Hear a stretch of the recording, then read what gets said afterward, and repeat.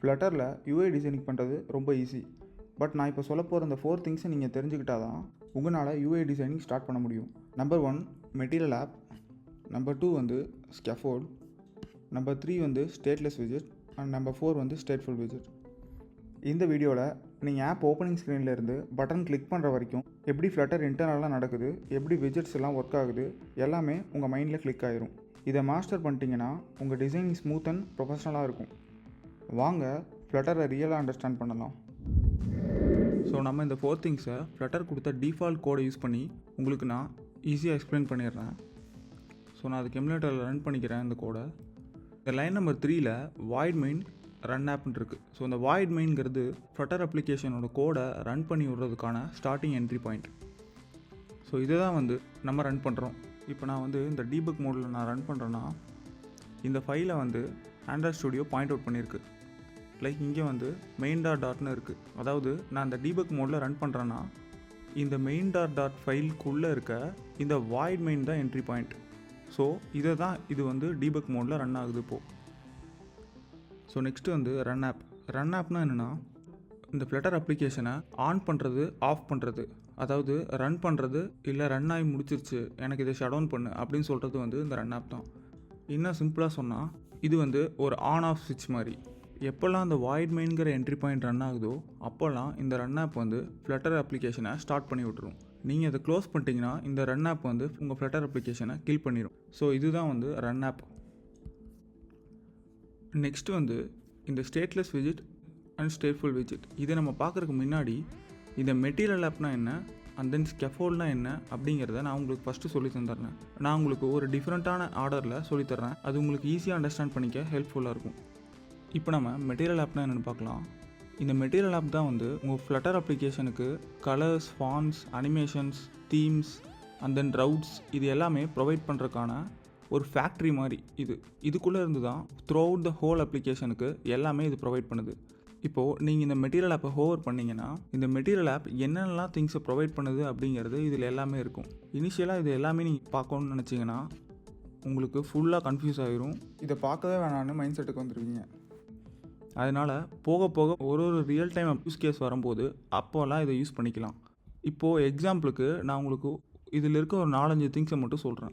Navigator state. இந்த navigator ஸ்டேட்னு என்னென்னா நீங்கள் க்ரியேட் பண்ண ஃப்ளட்டர் அப்ளிகேஷனில் ஒரு 10 ஸ்க்ரீன் இருக்குது. அந்த 10 ஸ்க்ரீனில் நீங்கள் எத்தனாவது ஸ்க்ரீனில் இருக்கீங்க அப்படிங்கிறது கூட இந்த நேவிகேட்டர் ஸ்டேட் ஹோல்டு பண்ணி வச்சுருக்கும். அண்ட் தென் வந்து இனிஷியல் ரவுட்னா உங்கள் ஃப்ளட்டர் அப்ளிகேஷன் லான்ச் ஆகும்போது எந்த ஸ்க்ரீன் ஃபஸ்ட்டு வரணும் அப்படிங்கிறது தான் இந்த இனிஷியல் ரவுட். அண்ட் தென் வந்து தீம் வந்து காமனாகவே பார்த்துருப்பீங்க. நிறைய அப்ளிகேஷனில் டார்க் தீம், லைட் தீம் இதெல்லாமே இருக்கும். இந்த தீம் ப்ராப்பர்ட்டியில் தான் நீங்கள் வந்து உங்கள் தீம்ஸ் எல்லாம் நீங்கள் கொடுத்துப்பீங்க. அதாவது லைட் தீம்னா எனக்கு இந்த கலர்ஸில் தான் லைட் தீம் இருக்கணும், டார்க் தீம்லேயும் எனக்கு இந்த கலர்ஸில் இருக்கணும் அப்படிங்கிறத இந்த தீமில் கொடுத்துப்பீங்க. ஸோ அவங்க தீம்லேயே வந்து டிஃப்ரெண்ட்டான இதெல்லாம் ப்ரொவைட் பண்ணுறாங்க. Dark theme, high contrast dark theme. So இந்த தீம் மோட்னா என்னென்னா உங்கள் ஃபோனோட OS வந்து டார்க் தீம் யூஸ் பண்ணுதா இல்லை வந்து லைட் தீம் யூஸ் பண்ணுதா அப்படின்னு அதை செக் பண்ணிட்டு அந்த சிஸ்டமில் என்ன தீம் யூஸ் ஆகுதோ அதே ஃப்ளட்டர் அப்ளிகேஷன்லேயே யூஸ் பண்ண வச்சிரும். ஸோ அதான் அந்த தீம் மோட். ஸோ இங்கே பார்த்தீங்கன்னா theme, animation duration, curves.linear. So இதெல்லாம் வந்து அனிமேஷன் டாபிக்ஸில் வரும். நம்ம அனிமேஷன்ஸ் எல்லாம் அட்வான்ஸ் லெவலில் பார்த்தா தான் ஈஸியாக அண்டர்ஸ்டாண்ட் ஆகும். நான் இப்போதைக்கு ஜஸ்ட் இது என்னங்கிறது மட்டும் சொல்லிடுறேன். இது வந்து டியூரேஷன், அனிமேஷனோட டியூரேஷனை வந்து டிட்டர்மைன் பண்ணுது. இந்த இடத்துல நீங்கள் இந்த டியூரேஷன் கொடுத்துட்டிங்கன்னா குளோபலாக நீங்கள் எந்த அனிமேஷன் யூஸ் பண்ணாலும் இந்த டியூரேஷனில் தான் ஒர்க் ஆகிட்டு இருக்கும். அண்ட் தென் வந்து கர்வ்ஸ். ஸோ ஃப்ளட்டரில் வந்து கர்வ்ஸ் வந்து இந்த மாதிரி நிறைய ப்ரொவைட் பண்ணுறாங்க. ஸோ நான் உங்களுக்கு ஃபஸ்ட்டு கர்வ் மட்டும் என்னென்னு சொல்லிவிட்டு நெக்ஸ்ட் டாபிக் போயிடலாம். curves.bouncing. அதாவது உங்கள் ஃப்ளட்டர் அப்ளிகேஷனில் ஒரு அனிமேஷன் பண்ணணும்னு நினைக்கிறீங்க. இந்த மாதிரி ஒரு பாக்ஸை க்ரியேட் பண்ணுறீங்க, க்ரீன் கலர் பாக்ஸை க்ரியேட் பண்ணிட்டு எனக்கு curves.bouncing கொடுத்துட்டிங்கன்னா இந்த கர்வ் வந்து என்ன பிஹேவியரில் போகுதோ அதே அனிமேஷன் வந்து நீங்கள் இந்த பாக்ஸில் அப்ளை ஆகிரும். ஸோ இதுதான் வந்து curves.bouncing. இந்த மாதிரி நிறையா கர்வ்ஸை யூஸ் பண்ணி நீங்கள் டிஃப்ரெண்ட் டைப்ஸ் ஆஃப் அனிமேஷன்ஸை நீங்கள் அச்சீவ் பண்ணிக்கலாம். இந்த லோக்கலைசேஷன் இதெல்லாம் என்னென்னா நீங்கள் நிறைய அப்ளிகேஷனில் பார்த்துருப்பீங்க. டிஃப்ரெண்ட் லாங்குவேஜ் சப்போர்ட் வந்து அவன் ப்ரொவைட் பண்ணுவான். For example Tamil, English, Hindi இந்த மாதிரிலாம் வந்து அவன் ப்ரொவைட் பண்ணுவான்.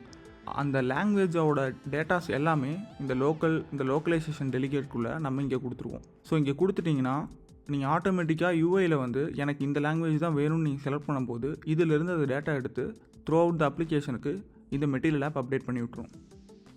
ஸோ இப்போ உங்களுக்கு மெட்டீரியல் ஆப்னா என்னென்னு புரிஞ்சிருக்கும். இந்த மெட்டீரியல் ஆப் தான் வந்து த்ரூ அவுட் த அப்ளிகேஷனோட ஒரு யூஐ சோர்ஸ். இது இல்லைன்னா உங்கள் அப்ளிகேஷன் எப்படி இப்போ பிஹேவ் ஆகும்னு நான் உங்களுக்கு ஒரு டெமான்ஸ்ட்ரேட் பண்ணி காமிக்கிறேன். ஃபார் எக்ஸாம்பிள் இந்த ஹோம் பேஜ், இந்த ஸ்க்ரீனை டைரெக்டாக மெட்டீரியல் ஆப் இல்லாமல் நான் வந்து இதில் கனெக்ட் பண்ணிடுறேன். அதாவது ரிட்டனில் மெட்டீரியல் ஆப்பே இல்லாமல் நான் இங்கே டேரெக்டாக ஹோம் பேஜை கொடுத்துட்டு நான் ரன் பண்ணுறேன். ரன் பண்ணும்போது எனக்கு இங்கே மாதிரி ஒரு யூஐயில் எரர் வருது. என்னென்னா நோ டைரக்ஷனாலிட்டி விஜெட் ஃபவுண்ட், ஸ்கேஃபோல்ட் விஜெட் ரெக்வயர் டைரக்ஷனாலிட்டி விஜெட். அதாவது இது என்ன சொல்லுதுன்னா, எனக்கு யூஐ எலமெண்ட்டுக்கான சோர்ஸே இல்லாமல் நீ ஸ்கேஃபோல்டு கால் பண்ணியிருக்க.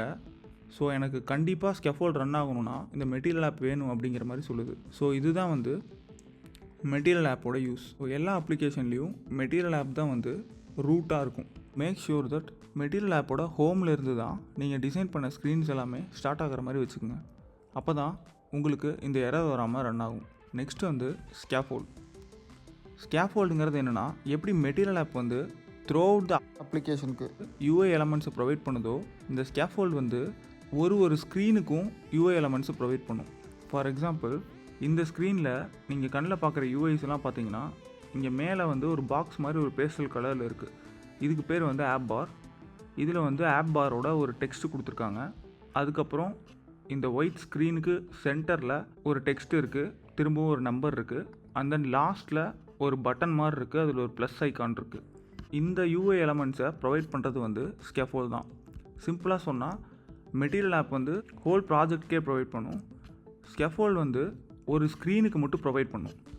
ஸோ இப்போது நீங்கள் ஸ்கேஃபோல்டில் ஹோவர் பண்ணிங்கன்னா, ஸோ மெட்டீரியல் ஆப் மாதிரி நிறையா ப்ராப்பர்ட்டிஸ் கொடுக்குறாங்க. ஸோ நம்ம ஃபுல்லாலாம் பார்க்க வேணாம், ஜஸ்ட் சிம்பிளாக இங்கே யூஸ் பண்ணியிருக்க இந்த ஸ்க்ரீனில் இருக்கிறது மட்டும் பார்ப்போம் இப்போதைக்கு. இதில் பார்த்தீங்கன்னா ஒரு ஸ்க்ரீனை டிசைன் பண்ணுறதுக்கு ஸ்கேஃபோல்டில் 3 டைப் ஆஃப் லேஅவுட்ஸாக ஸ்ப்ளிட் பண்ணிக்கோங்க. ஃபார் எக்ஸாம்பிள் மேலே இருக்க ஹெட்டர் லேஅவுட்டை வந்து ஆப் பார்னு சொல்லுவோம் ஸ்கேஃபோல்டில். அண்ட் தென் இங்கே பாடின்னு இருக்கிறது வந்து இந்த ஒயிட் கலர் ஸ்பேஸ் தான் வந்து பாடி. ஸோ ஃபுல் அண்ட் ஃபுல் ஸ்கேஃபோல்டில் பாடிங்கிறதுனா இந்த ஒயிட் கலர் ஸ்பேஸ் தான் பாடி. ஸோ அந்த பாடிக்குள்ளே தான் உங்களுக்கு இந்த டெக்ஸ்ட், இந்த நம்பர் எல்லாமே இருக்குது. அண்ட் தென் ஃப்ளோட்டிங் ஆக்ஷன் பட்டனுங்கிறது இந்த ஃபூட்டரில் லாஸ்ட்டாக ஒரு பட்டன் இருக்குல்ல, இதுதான் வந்து ஃப்ளோட்டிங் ஆக்ஷன் பட்டன் ஃப்ளட்டரில் சொல்லுவோம். ஸோ இந்த மாதிரி ஃபூட்டர்லேயே இன்னும் நிறையா நம்ம டிசைன் பண்ணலாம். ஃபார் எக்ஸாம்பிள் நிறையா அப்ளிகேஷனில் பார்த்துருப்பீங்க, கீழே வந்து 4 மெனு இருக்கும். நீங்கள் ஒரு மெனு டேப் பண்ணால் ஒரு ஸ்க்ரீன் நேவிகேஷன் ஆகி போகும். அதெல்லாம் வந்து பாட்டம் ஆப் பார்னு சொல்லுவாங்க. ஸோ அதுவும் நீங்கள் வந்து இங்கே இருக்கும், ஹோவர் பண்ணிங்கன்னா இங்கே பாருங்கள் பாட்டம் நேவிகேஷன் பார்னு இருக்குது. இந்த மாதிரி நிறையா ப்ராப்பர்ட்டிஸ் இருக்குது. ஸோ நம்ம போக போக ஒரு யூஸ் கேஸ்க்கும் ஒன்று பார்க்கலாம்.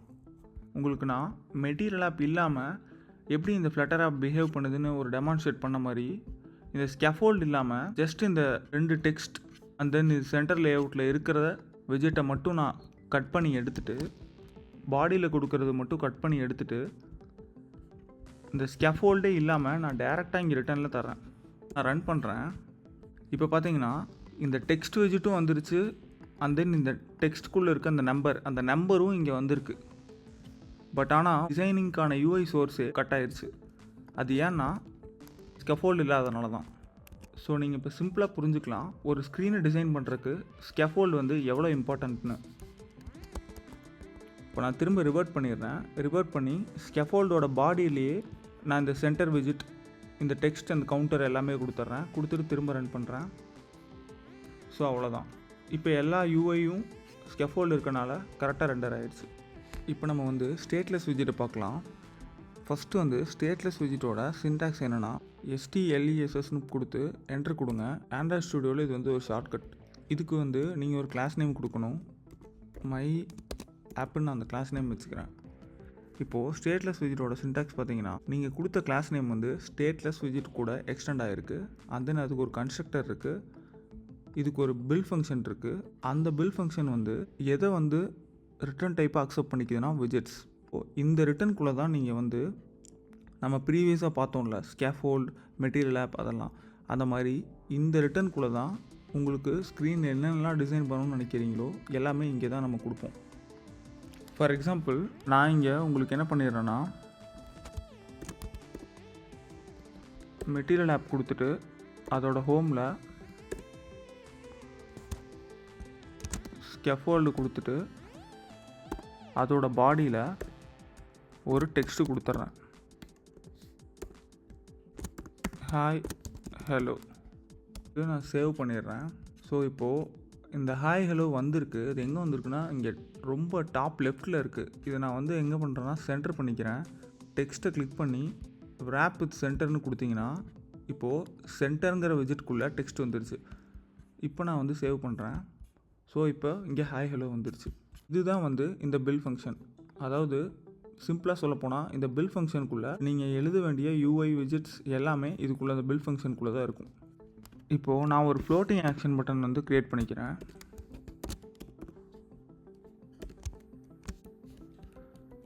ஒரு ஃபங்க்ஷன் நான் வந்து ஒரு ஐகான் செட் பண்ணிக்கிறேன். இப்போ சேவ் பண்ணிக்கலாம். ஓகே, எனக்கு இங்கே ஃப்ளோட்டிங் ஆக்ஷன் பட்டன் வந்துருச்சு. இப்போ நான் என்ன பண்ணிக்கிறேன், நம்ம ப்ரீவியஸாக பார்த்த கவுண்டர் இன்க்ரிமெண்ட் ஃபங்க்ஷனாலிட்டியை ஸ்டேட்லெஸ் விஜெட்டில் நம்ம யூஸ் பண்ணுவோம். இப்போ நான் இன்ட் கவுண்டர் ஈக்குவல் டு 0ன்னு வச்சிடுறேன். இந்த ஹாய் ஹலோவை தூக்கிட்டு நான் ஜஸ்ட் ஒரு டெமான்ஸ்ட்ரேஷனுக்காக ஆட் பட்டன் டேப்டு டைம்ஸ். இது என்ன பண்ணியிருக்கேன்னா add button tapped equal to 0 times. அதாவது நான் இந்த ஆட் பட்டனை இன்னும் டேப்பே பண்ணல, அதனால் 0 மாதிரி இருக்குது. இப்போ நான் அந்த ஆட் பட்டனை எத்தனை டைம் டேப் பண்ணுறனோ அத்தனை டைம் வந்து இந்த இடத்துல டேப் பண்ணியிருக்கேன்னு காமிக்கணும். ஜஸ்ட் ஒரு டெமான்ஸ்ட்ரேஷனுக்காக தான் நான் இந்த டெக்ஸ்ட் கொடுத்துருக்கேன். இந்த இடத்துல நான் என்ன பண்ணிடுறேன்னா கவுண்டர் ஈக்குவல் டு கவுண்டர் +1 அப்படின்னு கொடுத்துட்றேன்.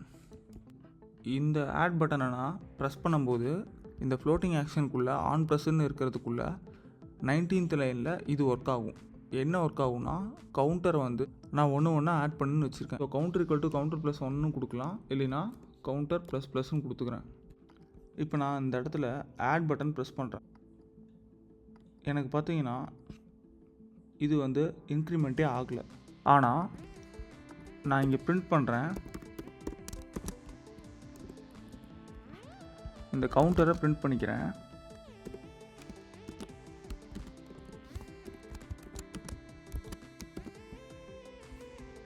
சேவ் பண்ணிக்கிறேன். ஓகே, ஸோ இப்போது நான் இங்கே ப்ளஸ் பண்ணுறேன். இங்கே பார்த்தீங்கன்னா கவுண்டர் வந்து 1ன்னு வந்திருக்கு. ஆனால் இந்த யூஐயில் அது அப்டேட்டே ஆகலை. திரும்பவும் நான் ப்ரெஸ் பண்ணுறேன். கவுண்டர் வந்து 2 டைம் ப்ரெஸ் பண்ணியிருக்குன்னு வருது, திரும்பவும் அப்டேட் ஆகலை. ஸோ நான் இந்த மாதிரி ப்ரெஸ் பண்ணிகிட்டே போகிறேன். எனக்கு இந்த வேல்யூஸ் அப்டேட் ஆகிட்டே போகுது. பட் ஆனால் எனக்கு யூஐயில் வந்து அது ரிஃப்ளெக்டே ஆகலை. ஸோ ஸ்டேட்லெஸ் விஜெட்டோட பிஹேவியரே இதுதான். ஸ்டேட்லெஸ் விஜெட் என்ன பண்ணுவோம்னா அதுக்குள்ளே வேரியபிள்ஸ் வேல்யூஸ் இது எல்லாத்தையுமே அப்டேட் பண்ணி விட்ருவோம். ஆனால் இந்த ஸ்க்ரீனில் இருக்க யூஐ எலமெண்ட்ஸை அது அப்டேட்டே பண்ணாது. ஸோ இதுதான் வந்து ஸ்டேட்லெஸ் விஜெட். இப்போது எனக்கு கிளிக் பண்ண சைட் பை சைடாக அந்த யூஐ எலமெண்ட்ஸும் எனக்கு அப்டேட் ஆகும்னு நினச்சேன்னா நான் வந்து ஸ்டேட்ஃபுல் விஜெட் க்ரியேட் பண்ணேன்னா எனக்கு அங்கே ஒர்க் அவுட் ஆகும். அதுக்கு STFUL போட்டு நான் கிளாஸ் நேம் ஒன்று வச்சுக்கிறேன், மை ஆப் 1ன்னு வச்சுக்கிறேன். 1ன்னு வச்சுட்டு இதே கூட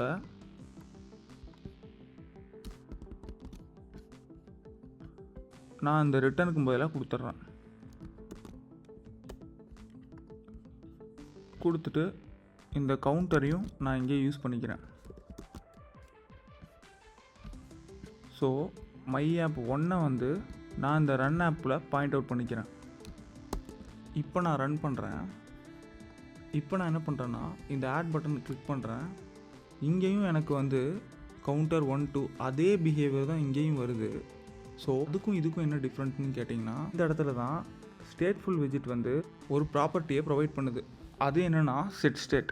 setStateனா என்னென்னா எனக்கு இந்த ஸ்டேட்டை வந்து அப்டேட் பண்ணிவிடு, ஒரு டைமும் வேல்யூ சேஞ்ச் ஆகும் போது அப்படின்னு அர்த்தம்.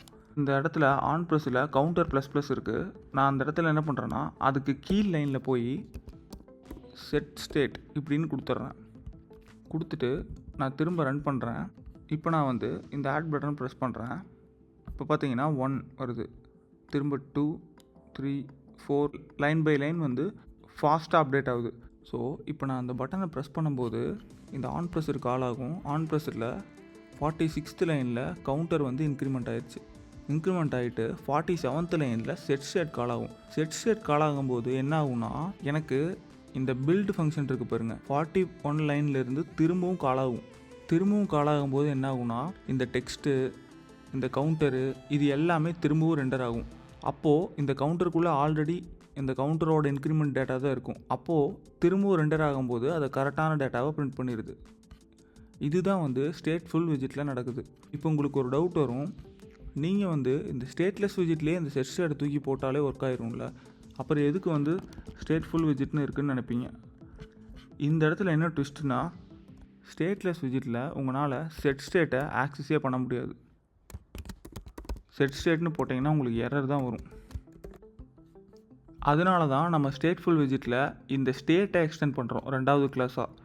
ஸோ இந்த 2வது கிளாஸ் ஸ்டேட் எக்ஸ்டெண்ட் பண்ணால் தான் நமக்கு வந்து இந்த setState நம்மளால் கால் பண்ணிக்க முடியும். ஸோ பேசிக்கலி ஸ்டேட்லெஸ் விஜெட் வந்து இம்மியூட்டபிள்னு சொல்லுவாங்க. அதாவது இந்த ஸ்க்ரீனோட ஸ்டேட்டே வந்து சேஞ்சே ஆகாது. அதனால தான் அதை இம்மியூட்டபிள் சொல்கிறாங்க. ஸ்டேட்ஃபுல் விஜெட்டோட பிஹேவியரே வந்து மியூட்டபிள். இந்த ஸ்க்ரீனோட ஸ்டேட்டை வந்து என்னால் ஈஸியாக சேஞ்ச் பண்ணிக்க முடியும். அதனால தான் இதை மியூட்டபிள்னு சொல்கிறாங்க, ஸ்டேட்ஃபுல் விஜெட். ஸோ ஃபைனலாக வந்து சம்மரி மாதிரி பார்த்துருவோம். MaterialAppங்கிறது வந்து ஒரு அப்ளிகேஷனோட UI சோர்ஸ், Scaffold வந்து ஒரு ஸ்க்ரீனோட UI சோர்ஸ், ஸ்டேட்லெஸ் விஜெட் வந்து டேட்டா சேஞ்சே ஆகாது, which is immutable, ஸ்டேட்ஃபுல் விஜெட் வந்து டேட்டா சேஞ்ச் ஆகும், which is mutable. ஸோ அவ்வளோதான் டெவலப்பர்ஸ். இந்த வீடியோ உங்களுக்கு யூஸ்ஃபுல்லாக இருக்கும்னு நம்புகிறேன். நெக்ஸ்ட் வீடியோவில் நேவிகேஷன் ரவுட்ஸ் அண்ட் ஸ்டேட்ஃபுல் விஜெட்டோட லைஃப் சைக்கிள்லாம் பார்ப்போம். சேனலை சப்ஸ்கிரைப் பண்ணிடுங்க. சீரீஸ் ஃபுல்லாக உங்களுக்கு யூஸ்ஃபுல்லாக இருக்கும். Thank you for supporting me. See you on the next video.